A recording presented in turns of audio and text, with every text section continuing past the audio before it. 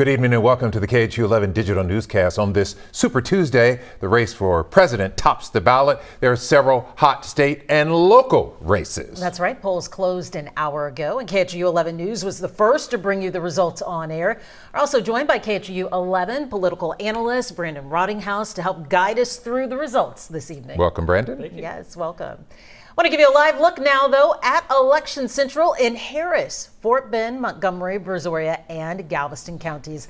Election workers, they are in store for a busy night. And this, by the way, is the first ever joint primary election in Harris County. Republican and Democratic voters using the same polling locations. Adam Bennett joins us live, kicking off our coverage from Election Central in Northwest Houston. Adam, what have you seen so far? Well, within the last hour, Mia, since the polls closed, we've seen the first of the equipment start to make its way here to the Election Technology Center. Soon, we're expecting the votes to begin being tallied here, too. In all, there are 545 voting centers across Harris County. So the way this works is at each one of those, once every voter that was in line by 7 cast their ballot, the election judges will then shut down the sites and bring the equipment to the closest of 6 rally sites. The idea is to cut down how far they have to drive just because Harris County is so geographically huge. They'll turn in their equipment at those rally sites, and then the voting information will be transmitted through a secure line here to the Elections Technology Center. And here where we are is where it will be tabulated. In fact, in just a minute, we're going to be able to go get some video inside the central count area. No ETA on when all of the votes will be tabulated, but officials here are expecting it to be a long night, but we will be here for all of it. We'll send it back to you. Minute by minute, hour by hour. We'll see how it plays out in the vote count tonight. Adam Bennett, thank you. Hoping all goes smoothly. And before we continue with local and state races, let's go ahead and take a look at results from the presidential election. In the Republican Party primary, Donald Trump taking a substantial lead over Nikki Haley with 75% of the vote there. As for the Democratic Party, President Joe Biden also dominant with 87% of the votes there. Now to your local races. One of the hotly contested local races is for Harris County District Attorney incumbent Kim Ogg, hoping to be elected to a 3rd term this year. Here's the deal and the intrigue. She must first get past a man she actually hired, former Assistant DA Sean Tier, who decided to take on his old boss in the Democratic Party. Let's take a look at the preliminary results so far. This is very early, folks. Early votes being counted. This is whopping. Tier 78% to Ogg 22%. I want to remind everybody it is early, but Brandon, let's jump in here. Talk about this.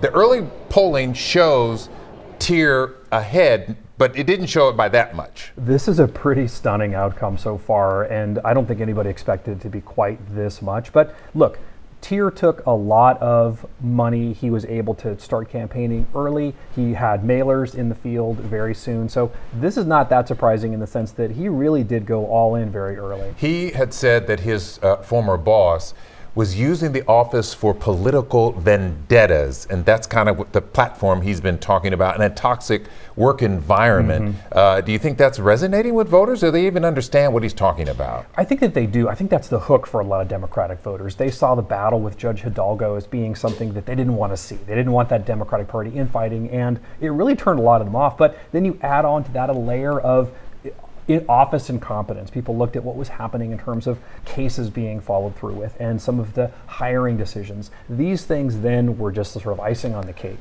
And so if you go to his website, sorry Mia, you could see Tier claims that they're losing a lot of people in that office because of the environment created, he says, by Kim Ogg. Yeah, and I think that's a lot of what people are responding to. Let's backtrack a little bit, though. These are early voting numbers, right? So these are all of our early voting numbers, 78%. Traditionally, when someone has an overwhelming amount of the vote with early voting being tabulated, are they usually the winner? They usually are. We've seen about 2/3 of people vote early in Texas elections, and usually Harris County follows that. So this is really a pretty good chunk of the votes the thing is, like I said, this is really a symptom of early campaigning. If you can get your voters out early, then that's going to be where you get these big numbers. Now, of course, it could change, but this is a pretty tall task to move over. All right. Well, let's see what the mood is like right now. Jason Miles joins us from KHOU's headquarters tonight. Looks like she has a tall hill to climb here, Jason. To say the least, guys, that this is Giant Texas Distillers on the East End, where Kim Ogg would like to perhaps pop some champagne later tonight, but it is not looking good, at least preliminarily, based on those first voting totals coming in. In fact, the young lady speaking to the crowd now, asking him to get pepped up, stay focused on the task at hand, and remember the last 8 years that Kim Ogg has delivered as DA, saying at least we can celebrate that tonight.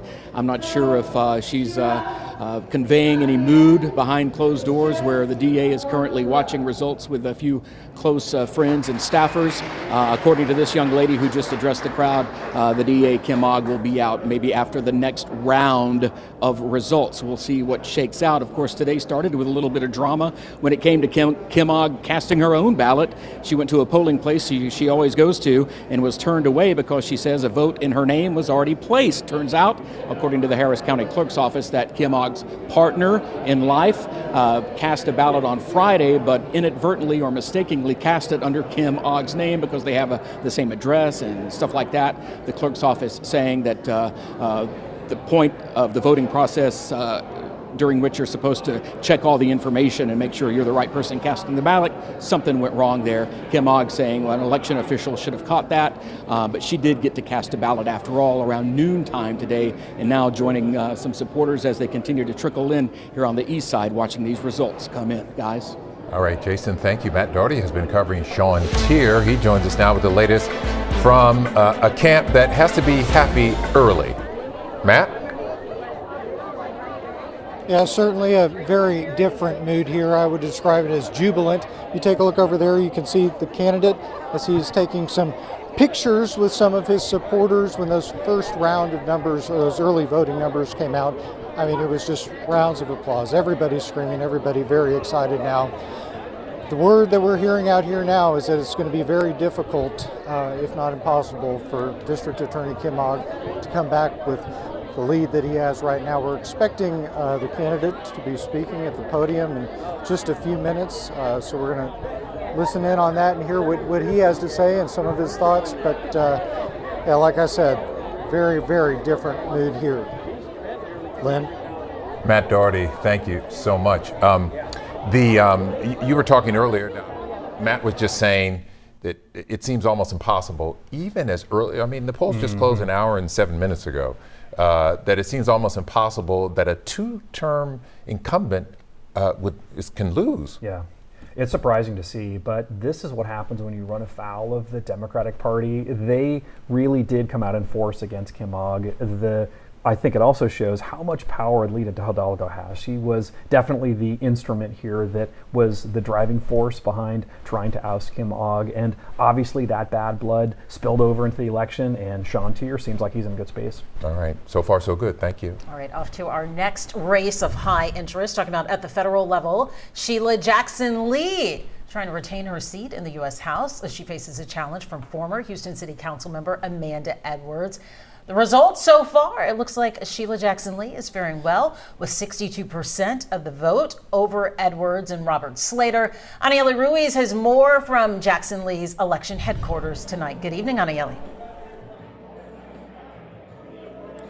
Hey guys, that's right. We are actually at her watch party here in the East End. A lot of excitement here. You know, when we first got here, a little bit tense. I felt like a little bit, people were just anxious to wait for those results. You know, they said this was going to be a very close race between Edwards and Sheila Jackson Lee. But it looks like, just like you mentioned, Sheila Jackson Lee is taking the leads. So people are very excited, happy. They've mentioned it a few times on the microphone. People have been cheering a little. We have seen so far Commissioner Ellis is here offering his support, and as well as a few other local politicians that are here. But again, these are still early voting results, but they're all very excited here. You know, when we talked to her early today, she said she was visiting as many polls as she could. She visited over a dozen, tried to talk to as many voters as possible. She has been in the seat since 1995, so her name ID definitely does help in all of the work she's been doing, of course, in the community. But we're going to be here all night. We're going to be waiting for her when she arrives and hear her remarks. We'll send it back to you guys in the studio. All right, Dyalla with Sheila Jackson Lee. Cam, thank you. Stephen Goen joins us now live from election headquarters for former City Council member Amanda Edwards. Stephen? A lot of excitement in this room tonight. This is the watch party for Amanda Edwards. Moments ago, the candidate did show up. We can see her just over my shoulder here. We're going to pan over just a little bit. You can see Amanda Edwards talking to some of her constituents and supporters. She addressed them earlier tonight. She welcomed them to this event. She said that she is going to make some remarks later on in the night once we get some more results in this race. But the big question today is, can Amanda Edwards, upset Sheila Jackson Lee, who has been in the seat for nearly 3 decades? We spoke to Amanda this morning. She said that she wants to see change in this district, and she hopes she can be that change. She had a very busy day today. She had over a dozen campaign stops where she was talking to voters to see if she could get them to vote for her. A lot of excitement here, as I said before. We're going to try to get Amanda for an interview as soon as we can, but for now, we are just watching her talk to these constituents and feeling the excitement in the room.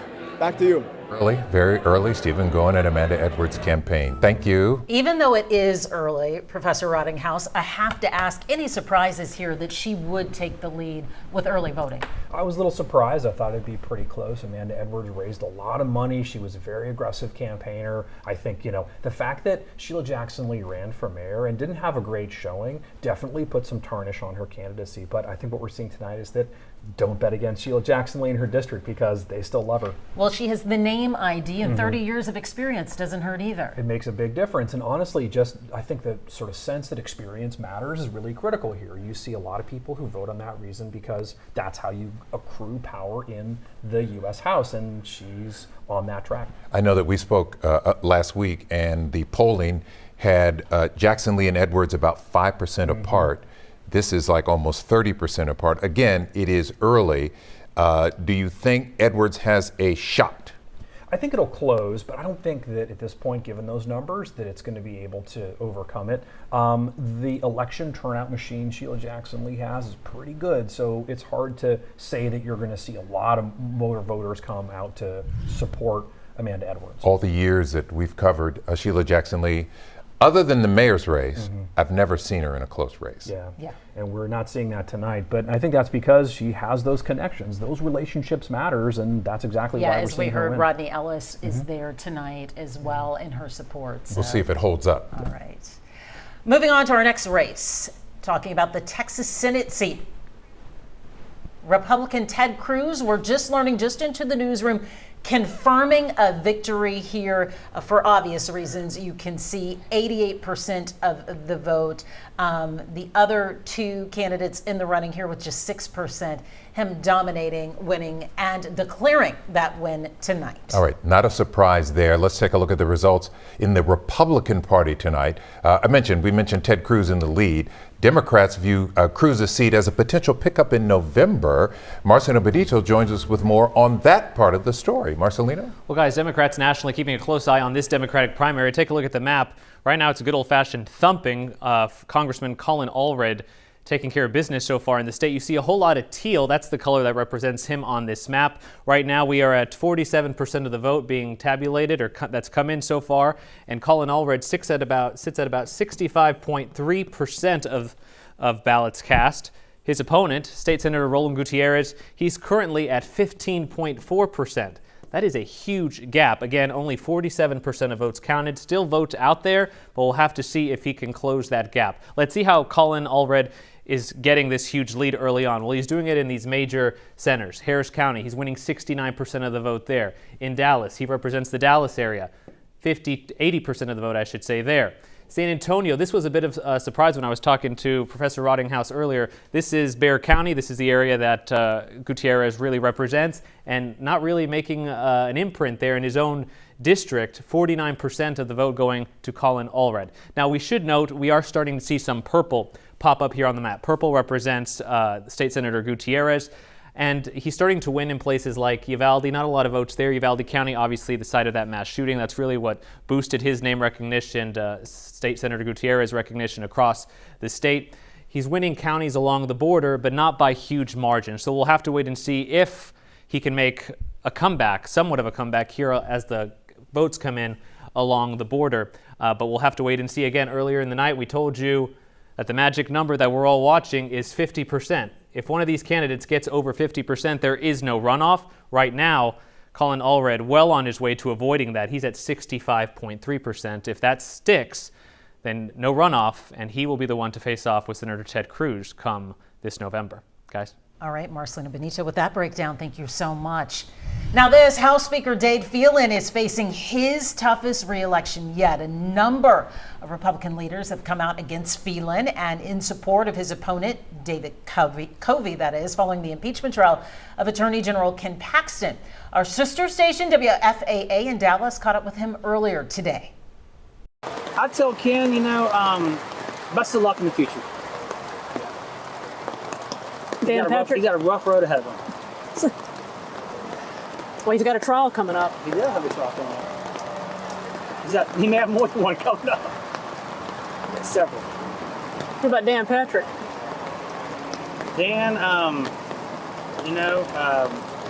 look forward to working with you next session. And right now, here's a look at the results between Phelan and Covey. Covey has the lead here, just barely at 46%.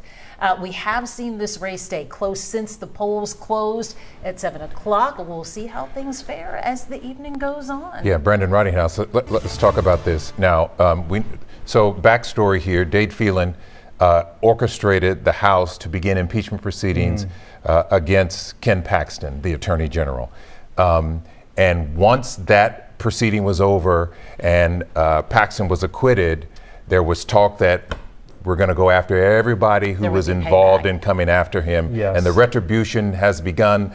I'm sure this race is closer than if you take out what happened with the impeachment proceedings. This race is very close. It's very close. It would never have been this close if you hadn't had Ken Paxton making a round. You haven't had Donald Trump weighing in on this race. Millions of dollars spent. This is going to be one of those races that may go down in history where we see an incumbent speaker lose in a primary in their own party. The last time that happened was 1973. Whoa. So it's a rare event. And the fact that this is happening is, I think, exactly as you said, part of this revenge tour that the very far right has been trying to enact. And tonight, across the country, across the state, they're winning handfuls of races, but this is the big plum. Yeah, Right. if Phelan is going to win, it looks like it's going to be tight. It'll be very tight, yes, and it'll be really coming down to just a handful of votes probably, so as they trickle in, it'll be really telling. It's interesting you called it this revenge tour, just looking at the ads that we've seen on air and circulating online as well, too. You have seen people like Governor Abbott who are in these ads vocalizing why I'm not supporting this individual, part of that revenge tour. It is, yeah, and you've had some people like former Governor Rick Perry come to Speaker Phelan's aid and say, look, the party's in this fight, but we can't lose our best players, and they said Phelan is one of them. So obviously there's this real battle about kind of who's the better Republican and where the power is going to be. Yeah, former President Trump was on a local podcast here a few days ago, and the podcaster asked him about Dade Phelan, and Trump was saying, why doesn't he go after Democrats? I mean, he was just hyping up, the argument that this guy should go. And so based on the numbers,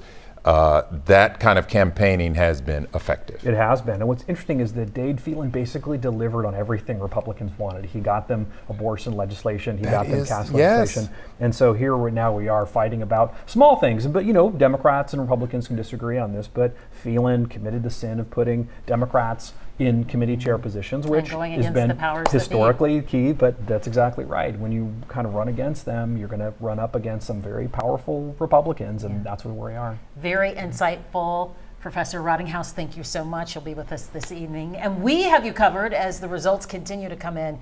You can text the word VOTE to 713-526-1111 so you can follow along. We'll see you back here shortly on the TV side, that is, at 9:30 tonight.